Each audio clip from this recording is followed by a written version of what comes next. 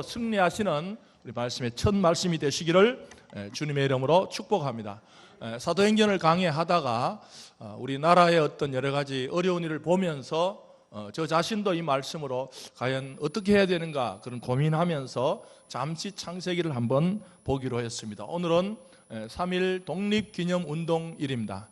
나라와 민족이 가장 어려웠을 때 교회가 뭉쳐서, 교회가 중심이 되어서, 교회가 선두에 서서 만세운동을 벌인 좋은 역사를 우리는 유산으로 가지고 있습니다. 그 당시에 교회가 전국적인 조직으로 만세운동을 연락하고 또 독립선언서를 배부하고 이런 일에 앞장서지 않았다면 과연 이 전국으로 확대됐을까? 학자들은 그렇게 얘기를 합니다. 항상 민족과 나라가 어려울 때 중심에 서 있었던 우리 선배들처럼 이번 나라의 어려움 속에도 기도의 중심에 서시는 우리 모든 성도들이 되시기를 주님의 이름으로 축복합니다. 오늘 본문에 홍수 이야기가 나옵니다. 홍수 이야기는 일반 사람들은 자연재해라 그럽니다. 오늘도 이번에 코로나19는 자연재해일 수 있습니다. 불신자들은 사람이 살다 보면 인간의 힘으로 제어하지 못하는 자연적인 일이 일어났을 때 그냥 자연재해다 그렇게 해석을 합니다. 맞습니다. 그러나 성도들은 불신자들과 조금은 다른 생각을 가지고 자연재해를 볼 수 있어야 합니다. 물론 우리도 인간의 힘으로 제어할 수 없다는 측면은 공통스럽지만 적어도 신자라면, 적어도 하나님의 백성이라면 홍수 앞에서 홍수를 어떻게 이해해야 하는가는 불신자들과 차이점을 두어야 합니다. 창세기의 홍수는 인간이 하나님의 방향을 어긋날 때, 하나님이 세워놓고 있는 그 목적으로 흐르지 못할 때 하나님은 자연재해인 홍수를 동원하셔서 인류의 역사의 물줄기와 흐름을 바꾸셨습니다. 우리가 예수 믿는 사람들은 하나님의 역사를 보면서, 불신자들은 그냥 자연적으로 일어난 일이라도 신자들은 그 자연재해 속에서 하나님이 어떤 방향으로 이 역사의 물줄기를 바꾸시려고 하는가를 알 수 있어야 합니다. 개인에게도 어려운 일이 있습니다. 홍수 같은 어려움이 일어납니다. 가정에도 홍수 같은 어려움이 일어납니다. 그냥 우리 민족에도 홍수 같은 어려움이 일어납니다. 그럴 때 그냥 뭐 다 그렇겠지. 뭐 살다 보면 어려운 일이 없으려고 그렇게 그냥 어려움만 해결되자. 이번에도 빨리 어려움이 지나가라. 그렇게도 해도 되지만 우리 신자들은, 하나님의 백성들은 이 홍수 앞에서, 어려움 앞에서 하나님께서 원래 방향으로 되돌리시려는 의도가 뭔가? 개인도 그렇게 적용할 수 있죠. 살다 보면 내가 하는 일이 확 막힐 때가 있어요. 홍수같이 전혀 내 힘으로는 도저히 움직일 수 없을 것 같은 그런 어려움이 탁 닥쳤을 때 우리는 어떻게 해야 되는가? 그냥 다 어려운데 어려움 잘 이겨내야지. 그것이 아닙니다. 물론 이겨내야 되지만 그보다 더 중요한 것은 하나님께서 혹시 하나님의 목적하심으로 내가 가지 못할 때 이 어려움을 통해서 방향을 바꾸시려는 의도는 없는가? 이것까지 알아내시는 우리 지혜로운 성도가 되시기를 주님의 이름으로 축복합니다. 우리 한국교회는 지금 예배를 중단하는 참 초미의 사태가 벌어졌습니다. 예배가 중단된다. 이건 정말 전쟁통에도 있을 수가 없는 일이었습니다. 근데 과연 일이 있을 때 한국교회는 어떻게 우리를 이해를 해야 되는가? 그냥 어려우니까 교회 문 닫아야지. 다음에 또 드리면 되지. 그것이 아니라 과연 우리가 예배는 무엇인가? 과연 우리는 왜 모여야 하는가? 이런 원론적인 문제를 다시 한번 생각해보고 우리가 하나님 앞에 예배를 그동안 너무 허술하게 드리진 않았는가? 너무 가볍게 드리진 않았는가? 다시 한번 생각하시면서 오늘 여러분들이 한 분 한 분이 예배 오신 분을, 소중한 분들을 주님의 이름으로 환영하지만 그 자리가 좀 하나님과 진지한 자리, 이 예배를 내가 꼭 드려야 하는 이유가 뭐, 내가 마스크를 끼고도 이 예배를 드려야만 하는 이유를 발견해내시는 우리 2부 예배 성도들이 되시기를 주님의 이름으로 축복합니다. 그냥 교회에서 드리면 드리고 말면 말고 그런 의도가 아니라, 주님, 나 혼자서라도 성전문을 열 수 있도록 도와주십시오. 그런 신자들이 되시기를 주님의 이름으로 축복합니다. 물론 상황이 더 어려워서 다음 주 예배를 못 드릴 수도 있지만 마음만은 마음만은 하나님. 혼자서. 제가 어제 저녁에 제가 동영상을 보다가 좀 마음이 울컥했는데, 여러분들 동대문에 아시죠? 우리 개신교에서는 처음으로 명륜교회입니까? 감염돼가지고 최초로 문을 닫은 교회예요. 그 목사님이 나와서 그러더라고요. 성도들이 울었대요. 여러분, 예배가 없어졌을 때 울 수 있는 사람이 몇 명이나 있는가? 정말 그 교회가 건강해지려면, 그냥 코로나 때문에 예배 못 드리면 됐지가 아니라, 그 목사님이 울컥하더라고요. 왜 우리 교회가 이렇게 전국에 처음으로 문을 닫았는가? 물론 저는 사회적으로 협조하지 말자는 뜻은 아닙니다. 물론 우리 교회도 다음 주에 예배를 못 드릴 수도 있는 가능성도 있습니다. 그러나 마음만은, 예배의 소중함만은 중심에 두는 우리 이부 예배 성도들이 되시기를 주님의 이름으로 축복합니다. 니체는 이런 말을 했습니다. 일어난 사건보다가 사건에 대한 해석이 중요하다. 무슨 뜻입니까? 예를 들어 봅시다. 제가 햇빛이 이제 봄이니까 이렇게 햇빛 좋은 공원 벤치에 탁 앉아서 좋은 장난감 하나를, 제가 아끼는 물건을 하나 딱 놓고, 라디오도 합시다. 제가 라디오를 좋아하니까 라디오를 예쁜 걸 딱 놓고 딱 앉아 있었어요. 한참 듣고 있는데 갑자기 부지직 하더니 라디오를 망가뜨린 거예요. 어떤 사람이 앉아가지고. 그 순간 저는 반응이 어떻습니까? 라디오가 부서졌다는 사건, 그 다음에 그 중량님 나의 반응이죠. 뭐지? 왜 내 라디오를 부서뜨리지? 보통 사람 같으면 변상해.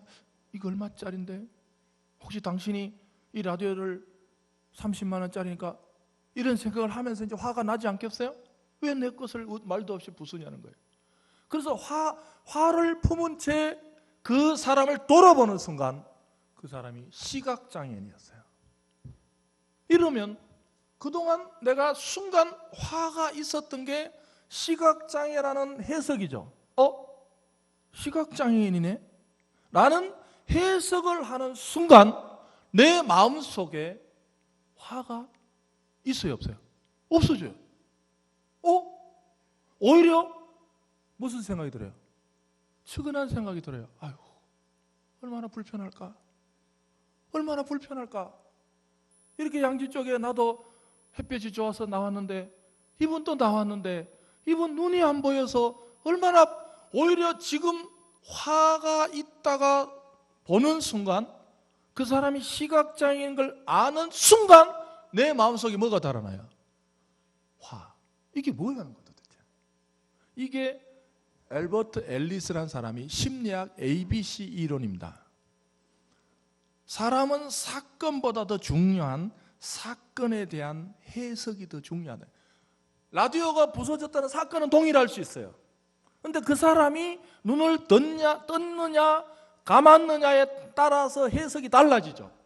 라디오가 부서진 사건은 동일해요. 그런데 그 사람이 만약 눈을 떴으면 화가 달아납니까 안 달아납니까? 그냥 있죠. 뭐야? 당신 왜 이래? 이거 얼마짜린데? 변상해. 똑같은 사건인데도 그 사람이 시각장애인이라는 해석이 내 머릿속에 들어가니까 내 마음속에 있는 화가 달아나 버린다는 거예요. 이래서 이 엘버트가 사람이 살아가는 일에 사건은 동일하다. 똑같잖아요. 부서졌잖아요. 근데 그것을 어떻게 해석하느냐에 따라서 화가 눌러있기도 하고 없어지기도 한다. 여러분들 인생을 잘 들으셔야 됩니다. 인생을 살아가다가 사건은 비슷해요. 사건은 비슷합니다. 그러나 그 사건을 해석하는 능력에 따라서 행복한 사람이 될 수도 있고 늘 불행한 사람이 될 수도 있습니다. 내 인생을 살아가면서 내 눈앞에 나타난 사건을 해석할 수 있는 힘을 기르자. 저는 신앙이 바로 그거라고 봅니다. 신앙이 없다면 해석은 할 수 없고 그냥 부러졌네. 그러나 신앙을 가지고 나면 여러분들 노란 유리를 끄면 다 노랗게 보여요. 빨간 유리를 끄면 다 빨갛게 보여요.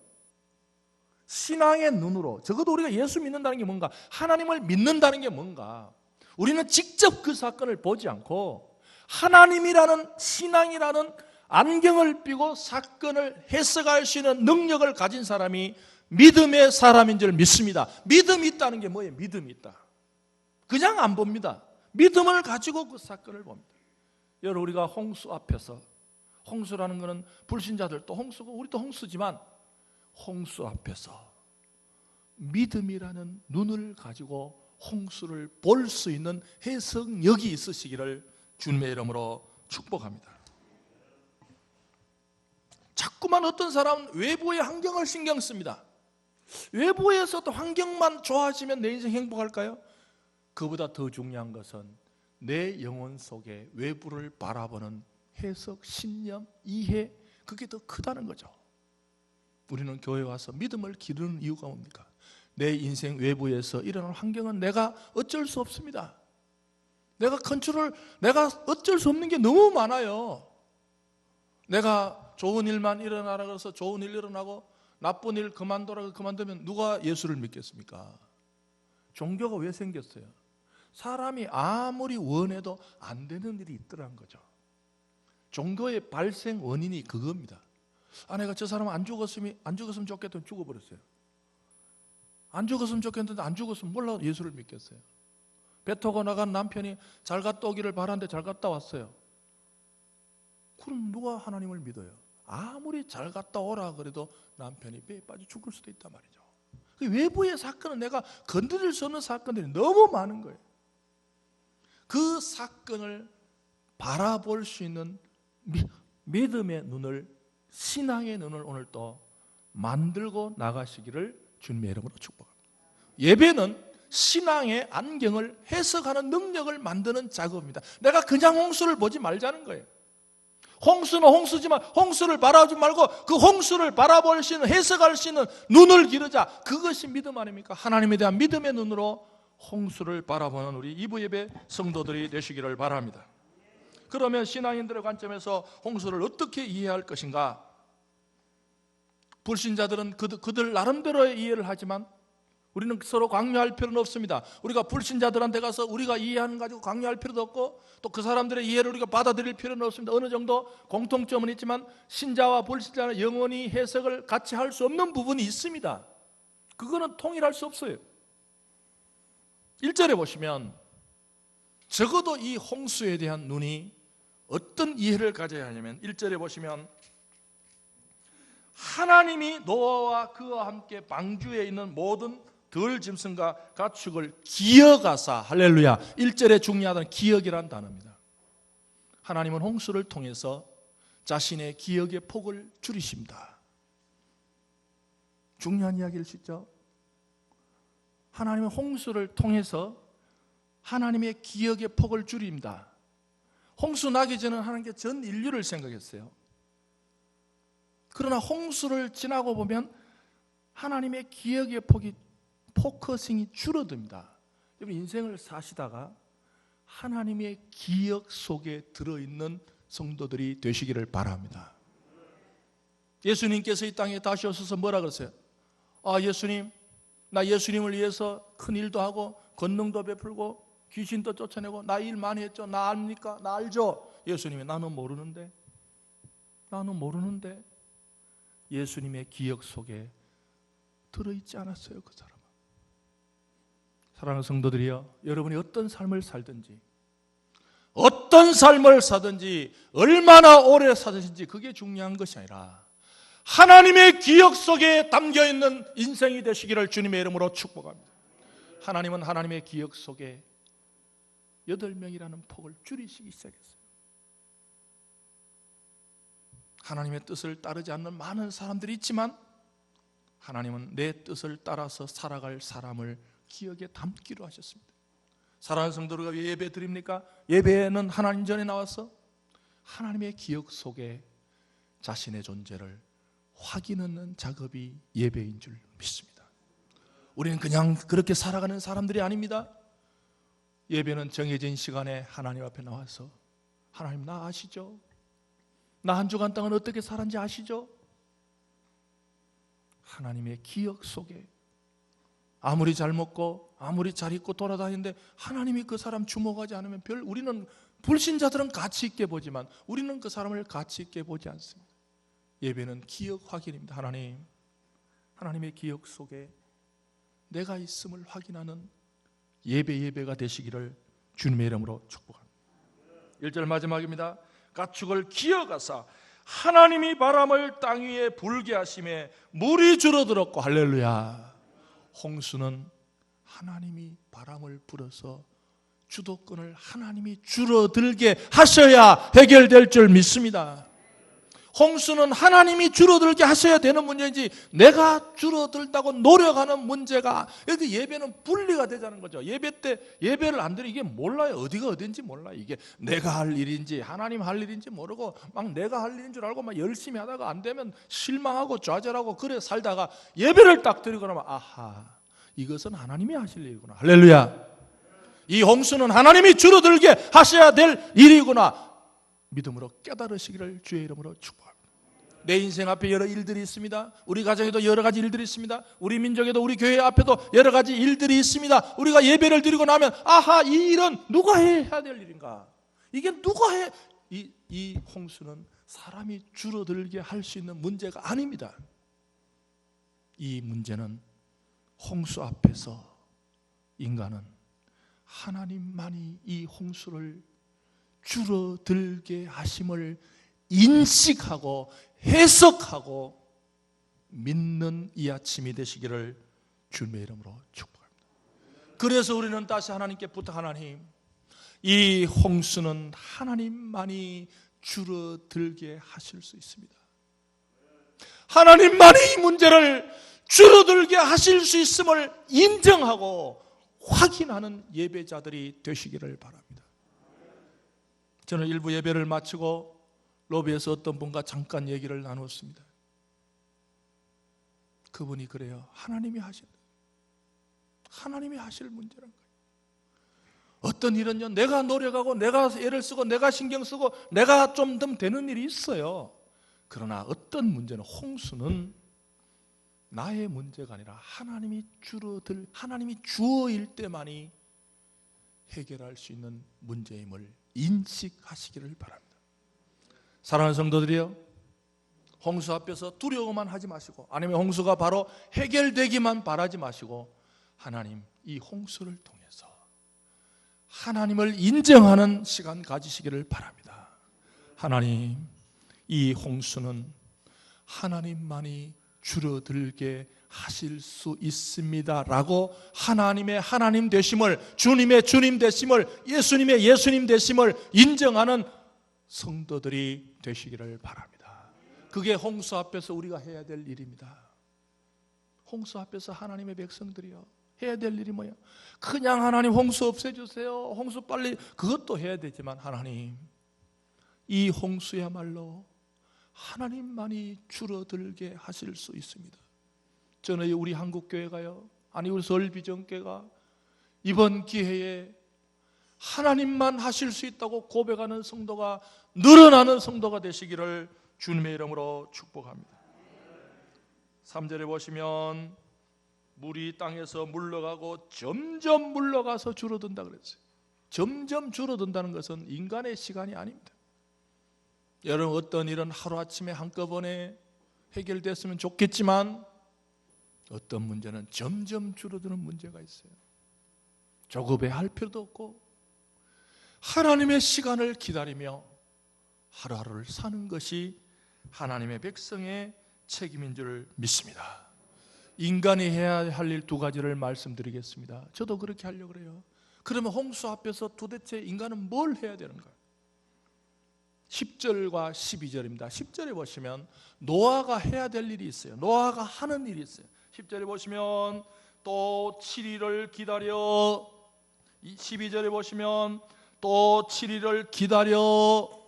저는 성경을 연구하다가 중복된 단어는 항상 신경을 씁니다. 2번이나 나왔죠.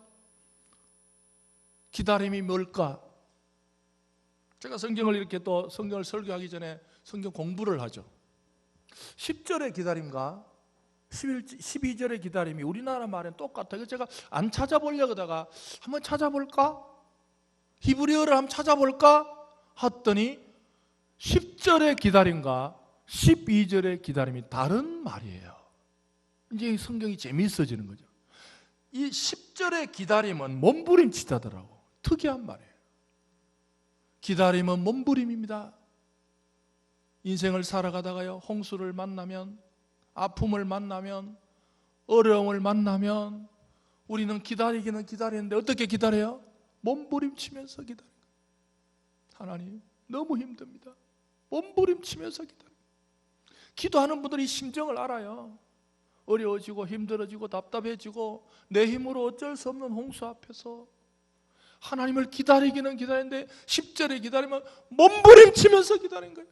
근데 두 번째는 12절의 기다림은 소망의 기다림이라 그래요.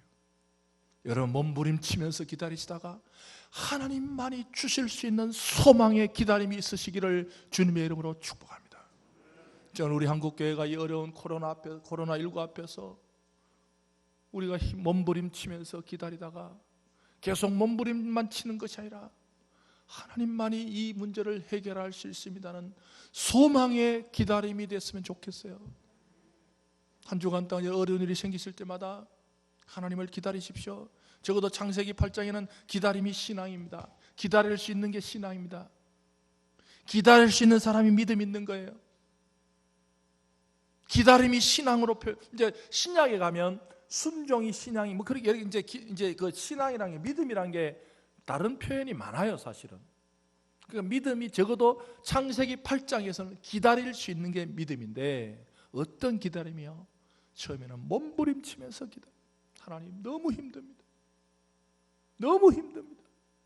그렇게 몸부림치다가 기다리다가 그래, 이 문제는 하나님만이 소망이 있어라는 소망의 기다림으로 변화되는 성도들이 되시기를 주님의 이름으로 축복합니다. 가장 어려운 시기를 살았던 미가 선지자는 미가 7장 7절에 오직 나는 여호와를 우러러보며 나를 구원하시는 하나님을 바라보나니, 할렐루야. 미가 선지자는요, 어려울 때일수록 하나님을 우러러보며 나를 구원하시는 하나님을 바라본다는 게, 이 바라본다는 것은 야할이라 그래서 신뢰하다 그런 뜻이에요. 어려워지면요, 하나님을 바라보는데 무슨 바람이냐? 믿음의 바람. 하나님, 지금 나는 하나님밖에 믿을 뿐이 없습니다. 지금 우리 국가도 물론 인간이 많이 노력하고 있지만 우리 성도들은 다시 부르짖어야 됩니다. 하나님, 이 어려움은 하나님만이 이 문제를 해결할 수 있습니다라고 믿으며 기다려서 이 모든 어려움을 이겨내시는, 앞장서시는 한 주간이 되시기를 주님의 이름으로 축복합니다. 미가 선지자는 계속해서 말합니다. 나는 엎드려질지라도 일어날 것이요 어두운데 앉을지라도 여호와께서 나의 빛이 되실 것이미로다. 할렐루야. 어두운데 앉을지라도, 하나님의 백성이라고 어두움에 안 한다는 게 없어요.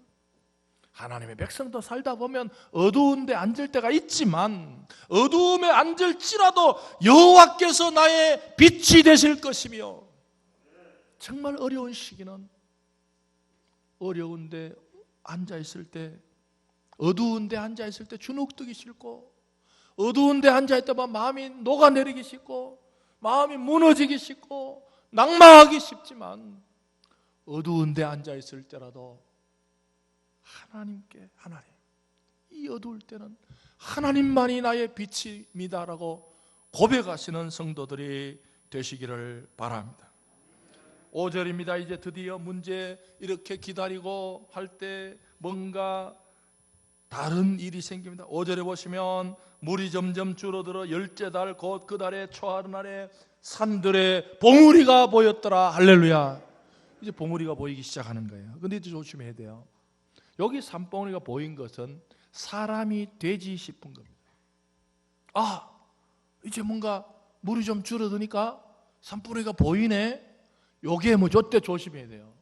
요게 인간의 눈으로 타이밍입니다. 아, 요 타이밍이다. 요 움직일 타이밍이다. 산봉우리가 보였으니까. 여러분, 그러나 노아는요, 바로 나가지 않고 까마귀 하고 비둘기를 날려봅니다. 아직 때가 아니란 거예요.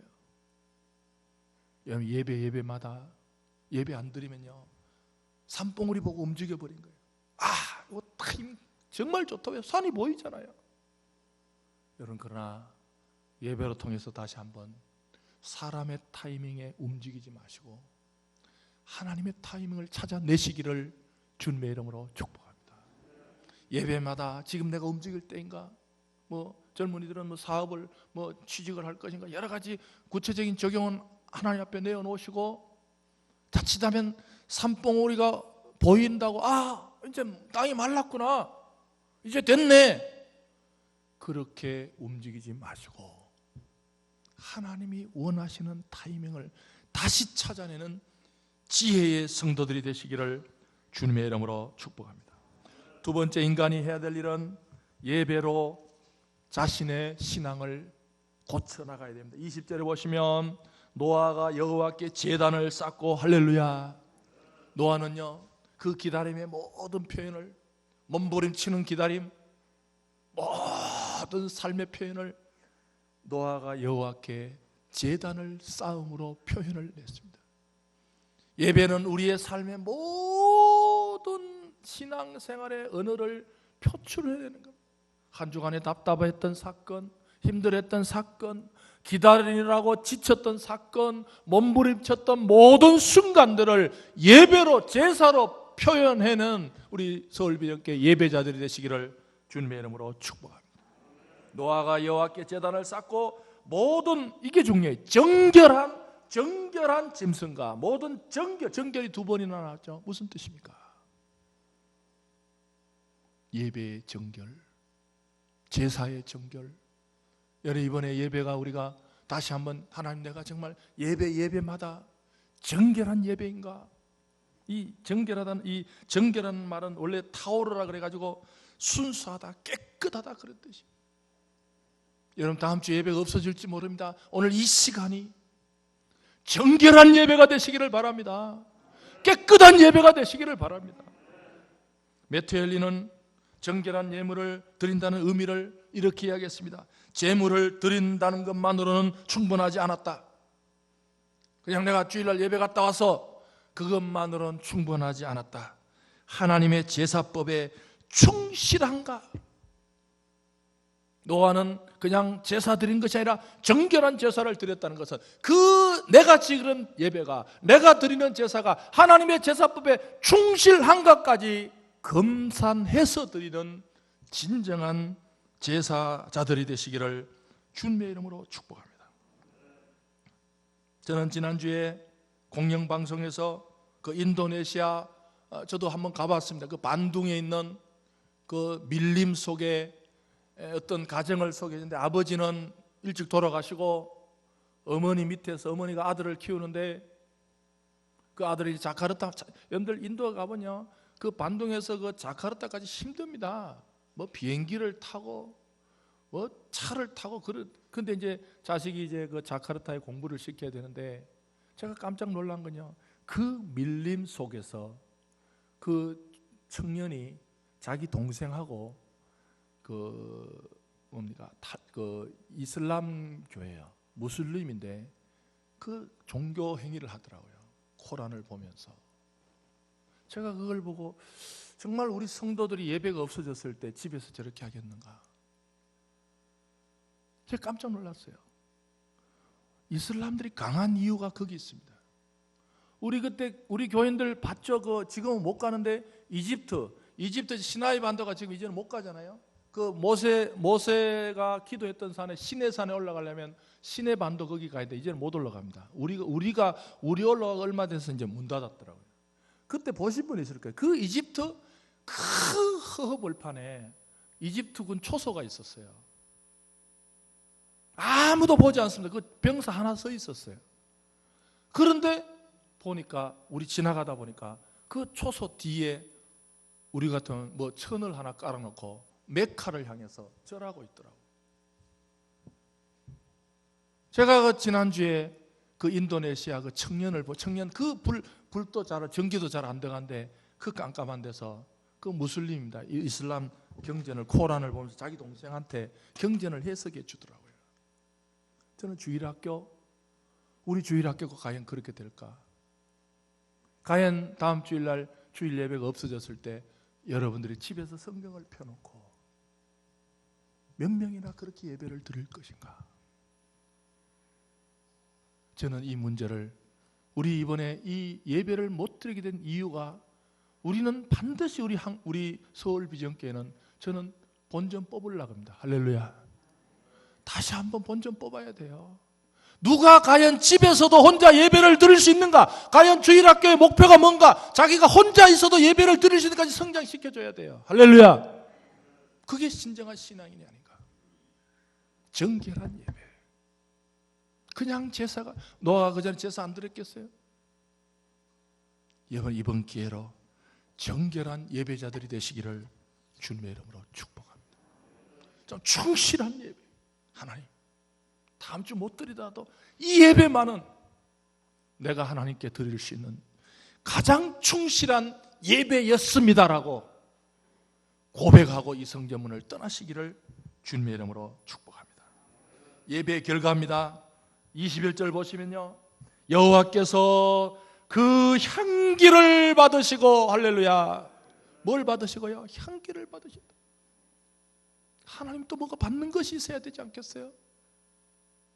하나님이 그 향기를 받으시고, 하나님이 노아가 정결한 예배를 회복하자 여호와께서 그 향기를 받으시고 그 중심에 이르시되, 하나님이 막 다짐하고 결심하고 하나님이 난리 난 거예요.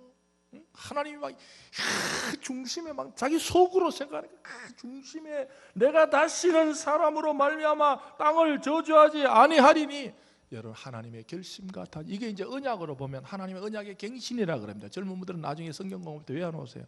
하나님의 언약의 갱신이라 그래요. 하나님이 언약이 갱신되는 것이 진정한 안전인 줄 믿습니다. 무슨 뜻이거든요? 이 언약이 뭐냐면, 과거 고대 중동 사회에서 몇 번 말씀드렸어요. 작은 나라하고 큰 나라하고 계약이 아닙니다. 약속이 아닙니다. 언약은 뭐냐면, 괜히 큰 나라가 작은 나라 쳐들어가고, 야, 너 나 잘 믿어? 예. 안 믿으면 죽어. 믿으면 살아. 큰 나라의 약속이 소중한 거예요. 여러분들 국가 간에도 그렇잖아요. 작은 나라의 약속은 별로 소중 안 해요. 큰 나라의 다짐이 내 큰 나라가 작은 나라에서 나 너 반드시 지켜준다. 그러면 안전한 거예요. 근데 작은 나라가 큰 나라한테 꼭 지켜주세요? 필요 없어요. 우리나라 그래서 위험하잖아요.